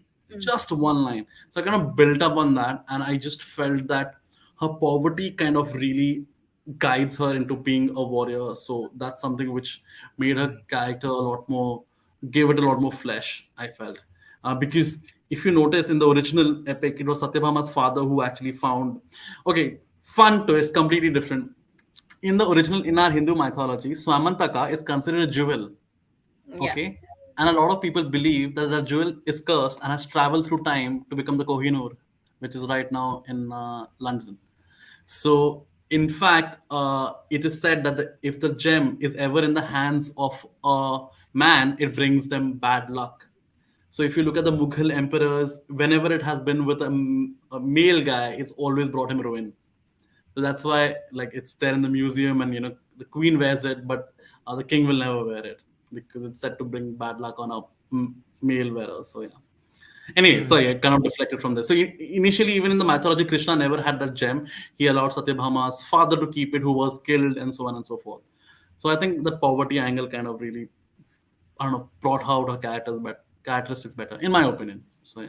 I think it Yeah. also fits very well with her as the leader of the Silver Wolves, who are a lot of women who have suffered, from the various forms of oppression that exist in society.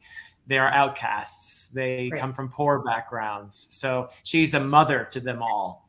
And I think that her coming from a similar background makes her more empathetic toward these women who I think there's a little bit of and I love this, by the way, there's a little bit of a bridge burner element to these Yes. women where I did they think have that. the nicknames, like Calm and Storm I, and I that sort of loved it thing. so much. I loved it Yeah. so much when I read Manazan. Those cool names. When someone was called Sorry, and Yeah. it was like, it's the coolest name that's there. And I wanted something of that in this book. But yeah. Yeah, sorry, go on. Yeah. No, just that's just it, really. And I love that there's a Malazan nod for you, Joanna. It's definitely the Silver Wolves, I think. That was the Yeah. one thing I was thinking of. Like, we do have women in the military, although Yeah. they're different kinds of. You explain in the end, towards the end, that they're not really Not in the combat troop. battle. Yeah. Yeah, they're not a combat troop, right? Right. They More like sort of, rescue and stuff. Yeah. but it seems like Yeah. their training makes them suitable for that. I think the anger over Satyabhama's death also like really, really drove them on. Because I think vengeance is kind of a big theme in the book. I thought so too. Yeah, I think Rasha taking revenge, the Silver Wolves' vengeance. Everyone's just being vengeful. Yeah. Mati's the entire Swamp is because of Mati being like I spawned. Yeah. I really Nala. hope we got to see more of Mati. I mean, I think we'll We'll get see more in next book, but at the same time, I was sad that her all attempts failed. None of them were successful. Yeah. So I think that's what Yeah. happens with chaos, because when her plans work beautifully in in Kalinga, when she was caught off at the harbor and she decides to like create a riot out of nowhere, and that kind of worked for her, and she ended up saving Karna. But towards the end with her Swamvar, whatever she wanted did not happen. And it kind of shows how chaos is so unpredictable, which is see so even her name Black Swan is something which I got from an economics concept by Taleb, which says that it's this whole thing that everything is going well and suddenly internet came about and it changed the entire game. So internet was a Black Swan event, stuff like that, like wars. It's a very rare event that you cannot predict, and I felt, and it's called a Black Swan event, and that just really stayed with me. And I kind of, Mati's character is built on this entire phenomena. So yeah. Interesting. I just have a quick question about Masha. So you have this flow of these characters, and then you have these in between chapters. And I just want to understand, why did you decide to put in this perspective of Masha? So Masha was like this narrator holding the chapters somewhat together, so as to kind of give a bit of intro about the characters before we dove into the perspective. I at some point of time I felt that it might become a little overwhelming, just deep diving into what's happening with Krishna and Mathura. So Masha kind of helped me soften the blow, so as to speak. But as I began writing her, I know she has very few chapters, but I love Masha because I don't know, I really connected with her. And again, Masha also is a very important feature in the second book, because now she's no longer just sitting in a university, she's traveling with Nala and Parshuram to stop the Son of Darkness. So in that sense, she becomes very important in the second book. But that was not my original plan. And when I kind of brought Masha in, and it just really fit. Sorry, Joanna, I think you were. No, it's okay. I really liked Masha's chapters because I thought it added a unique aspect to the structure. It kind of felt like she was adding almost like a framed element to the narrative in a way. The way she was sort of looking or talking about things that were going to happen or happening. Yeah. And so it kind of gave you this zoomed out perspective. And especially with the prophecy and everything too. I don't know. I love prophecies, and I love because I'm a lawyer and we spend most of our time, because I'm not like we fight in courts. It's all about the same provision of law, and both of us trying to interpret it in different ways. And I just love that. And I think that's what happens in the trial as well. The murder trial of Arjun that kind of suddenly changes into a civil trial, and then Shakuni outwitting him because of certain words in the law, because Hastana is very law obsessed. I was thinking about you during that scene and knowing you were a lawyer. So I was like, hey, lawyered, the whole How I Met Your Mother reference. Very specific language in the document. Yeah. So read the transcript. So I think that was something interesting. Sorry, yeah. No. Is Masha's storyline, it's happening at the same time? Because it seemed like she was reflecting on things that were happening. The way she was understanding events that were happening. So the last Masha chapter is where the storyline kind of comes somewhat together with Masha's journey. It's like till that last part, Masha has just been reading what has happened so far, and the moment Masha finishes and it clicks to her that who the Son of Darkness might be, that's where the story kind of merge. And that's why we do not know what happens to the other characters, because Masha is no longer narrating it to us.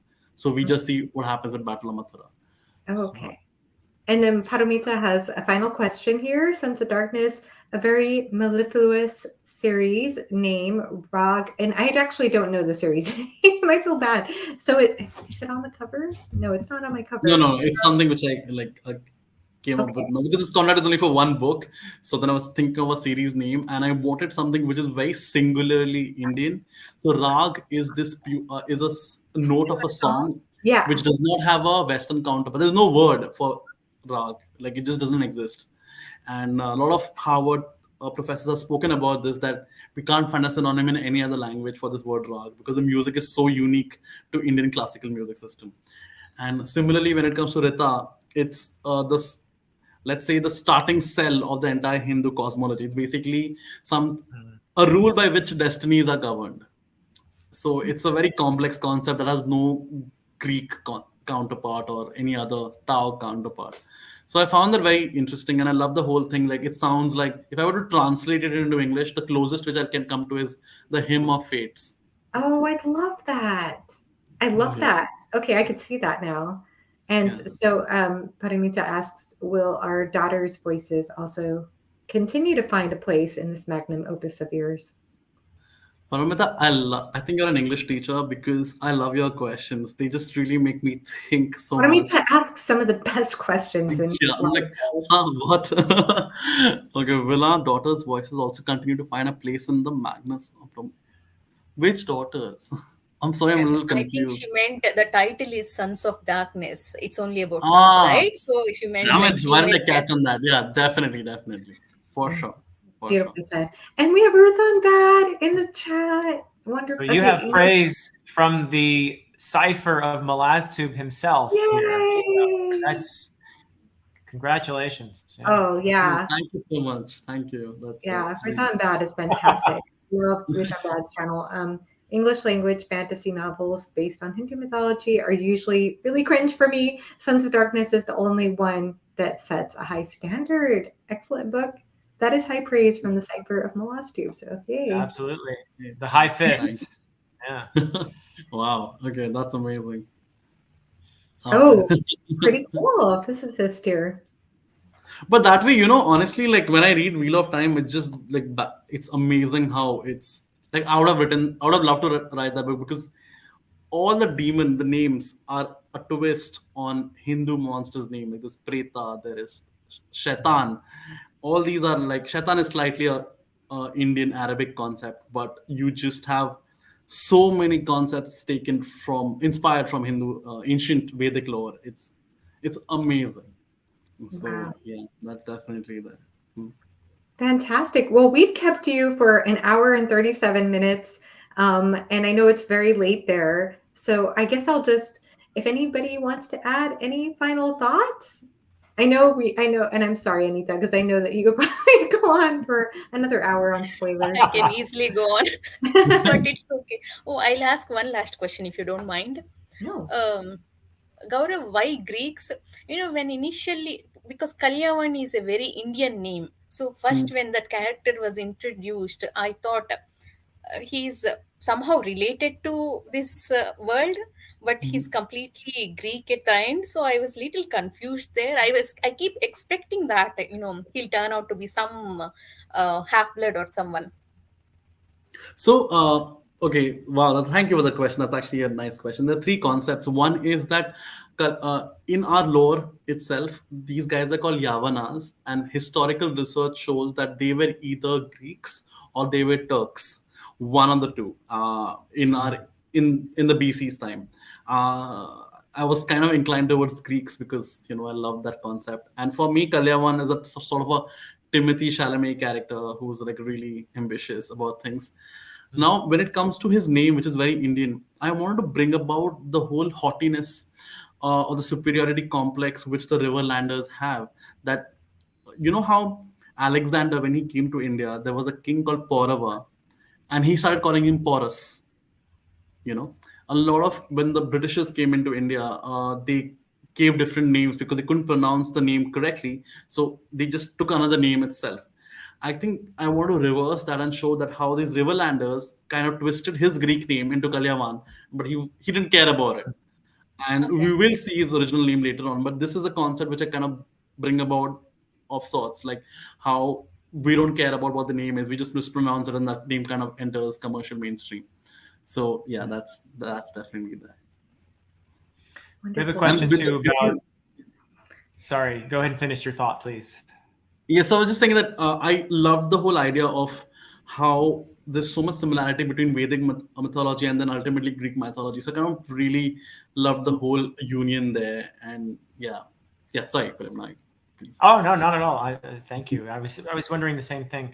And Nero's question about Eclavia, I'd like to hear your answer to that too. But maybe just a little context for Joanna or anyone else who has not read the Mahabharata to know who Mm. Eclavia is. It might be helpful. So he was a low caste person who wanted to be a great archer and wanted to be trained by this legendary guru named Drona, right? Was Yeah. Yeah. the guru? Yeah. Acharya Drona. And he was the teacher of Arjun.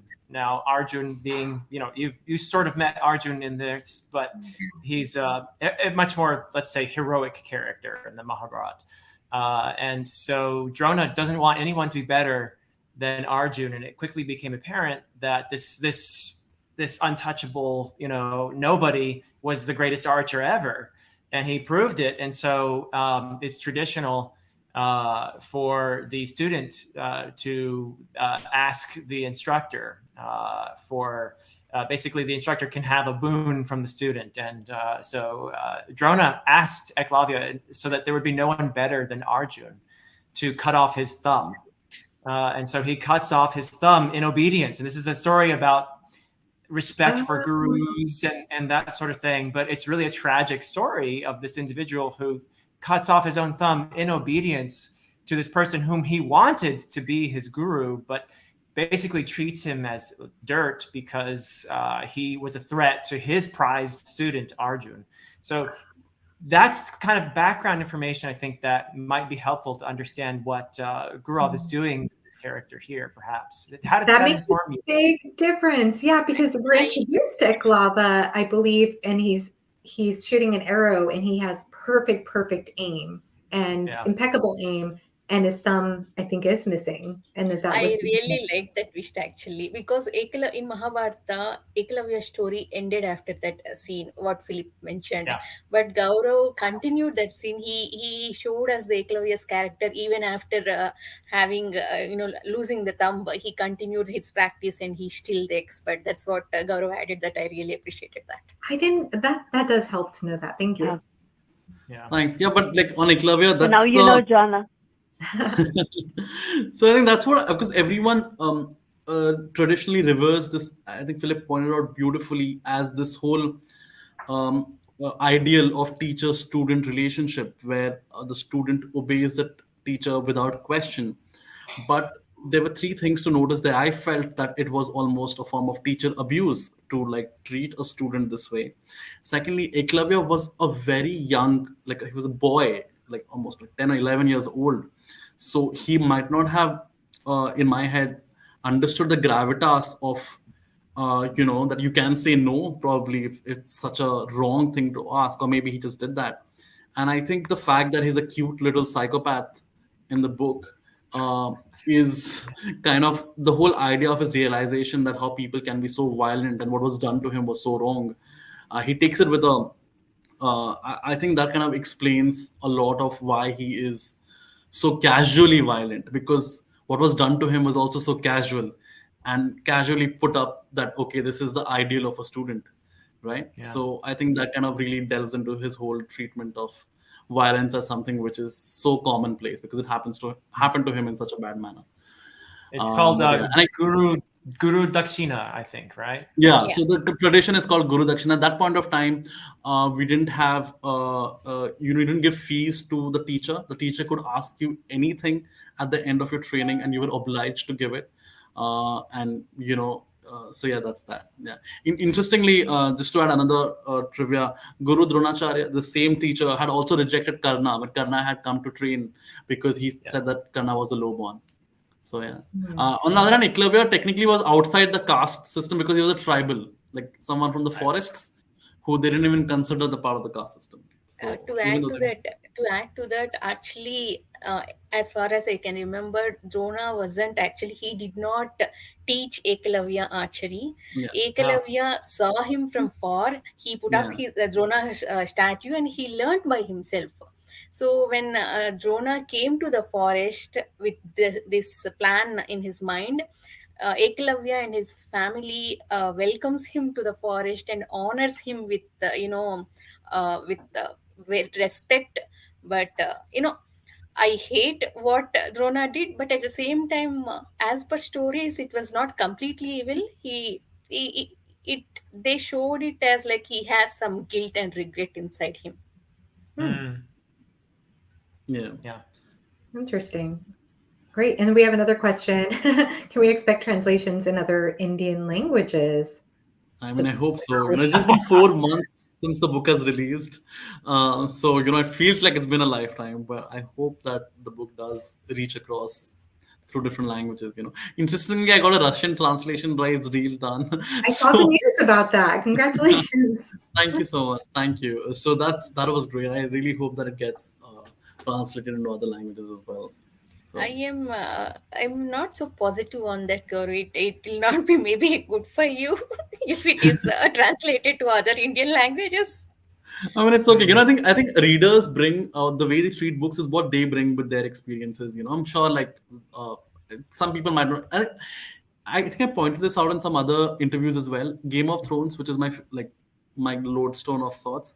The top three reviews there are all 1-star ratings, the most liked reviews, and I it's think I just heard you talk about that. Yeah. yeah, and the fourth review there is Mark Lawrence's review saying that why are people liking the 1-star reviews so much? It's why that's interesting. So even such a seminal book can be hated, and that's okay, I suppose, because a book touches every reader differently. So yeah, yeah, and no publicity is bad publicity. So there's Great. that. Any final thoughts from Philip and from Angie? I'll let Angie go first. Sure. Oh, we are at final thoughts already.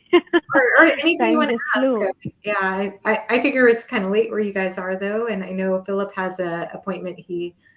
Dear Dr. Fantasy episode he has to get to. So, yeah, unfortunately, we're towards the end. But No, I'm just wanted to express how much I enjoyed this conversation. Like I said, I was mostly here to listen to your conversation, and I learned a lot. And also, it was so nice to get Gaurav's perspective on certain characters and why he, built certain characters the way he did. It was interesting to understand that. It gives you a, if I'm doing a reread, I will read it in a different way. I think now with new knowledge, I think it will be a better experience now for me. For me, I think I'm looking forward to more to see from Muchuk. Yeah. Is that how it's Ah. pronounced? Yeah. Because that was the character and that storyline itself, that prologue, it started off like thunderbolts. It was really, really, and I'm looking forward to seeing what influence that character has on the flow of the story. So yeah, overall, I Who do really you want guys to thank think? I'm Gaurav. so sorry, I'm going to interrupt you there, but just since we're on the spoiler section, I don't really get to ask this question out loud. There's someone who Muchukun sees towards the end when Kalyawan is about to attack him, and Muchukun looks on the left and he sees a a person there, and he just goes and touches the person, and before the entire world goes up in flames. Just want to Mhm. think, do you guys have any thoughts on who the character might be? Sorry, I don't get to do this often. Oh, Anyway, food for thought. Like maybe I just that's the finished it chapter again. actually. I'll message you in Instagram if I think of someone. Yeah, yeah, please do, please do. yeah, because Anyway, I sorry also for don't interrupting. Yes. remember it exactly. Yeah, but Mm. I remember what you're saying, but I assume that it was somebody who came along. So I didn't think Yeah, about it's it someone much. the Greeks dragged with them downstairs. Yeah, Yeah, I the Right. thought it girl. was the girl. I thought it was Yeah, the girl. the girl. That was my first thought. Yeah, Yeah. yeah. Anyway, sorry, go on. Yeah, so I really want to thank Gaurav. I missed the part because I had network issues. I couldn't hear how many books are there going to be in the series. hi. 5 books. 5. Oh my God, I'm so happy. So yes, keep on writing, and we will look forward to your next books. Thank you so much. Fantastic. And Philip? Yeah, so just quick final thoughts. I want to thank Anita and Angie for sharing their experience. And this is my first time being in a chat with the two of you. So it was lovely. And I hope I'll be in a future chat with you too. And I want to thank Joanna for hosting this. Joanna, it's always wonderful to see you. And this was a great conversation. So thank you for putting it together. And I want to wish you absolutely the best, Gourav, with this and with the series. It's been a real pleasure talking with you and getting to chat. I'll be reviewing the book soon myself. So best wishes with your writing. I wish you much fulfillment. Thank you so much, Philip. That really means a lot. Fantastic. Any last thoughts you want to share, Gourav, before we end this broadcast? I mean, it was so lovely chatting with you guys, and especially this is my first spoiler discussion. So just to really get into the meat of the story was very fulfilling for me, because I'm getting to discuss my thoughts. I've always had, before the interview starts, I discuss some spoilers with Patrick or, with Mihit from Fantasy Book Critic, but never really go into what I thought about the characters. So this felt like, sharing my personal diary with you guys. So that was pretty awesome. And there was one thing which my friends have asked me to request, and they're idiots. There are 4 messages asking me, Joanna, what is the secret of your hair? Oh wow! I want to know too. I'm just going to say that she's elvish, so just like from that began. You should make a video of your hair routine. It's funny because Andy Smith, I don't know if you all know who Andy Smith is. He's Yes. wonderful. I love Andy so much. He did a really hysterical video of himself doing his hair routine. And I was laughing because I basically said, that's pretty much my hair routine. He has it down in that video. So look up Andy Smith's channel, and everybody should subscribe to him anyway, because he's working as, I can't remember He what. won. Do you guys know he won? Yes. In elections? He won. Did he win? Yeah, he won. Minnesota. Oh, wow. For shade. Congratulations, Andy. You're probably not going to watch Congratulations, Andy. Wow. But yeah, I know. Minnesota's House representative, I think. He sort of left BookTube to go save the world, but he has fantastic content, and he did a wonderful hair routine video just for fun. And so if anybody wants to see my hair routine, it's pretty much Andy Smith's hair routine. I thought about doing a video, but I thought, well, I think Andy took care of that for me. So thank you. I appreciate that, though. That's so nice. And I'm just really thrilled to have this discussion. And thank you all so much. It's a pleasure. I am very grateful to all of you. Angie specifically reached out and let me know that she would help me out with some of the Indian terminology. And then Anita wanted to join in with her passion and her knowledge and wisdom about these characters. And Philip, it's always a pleasure to talk with you in any discussion.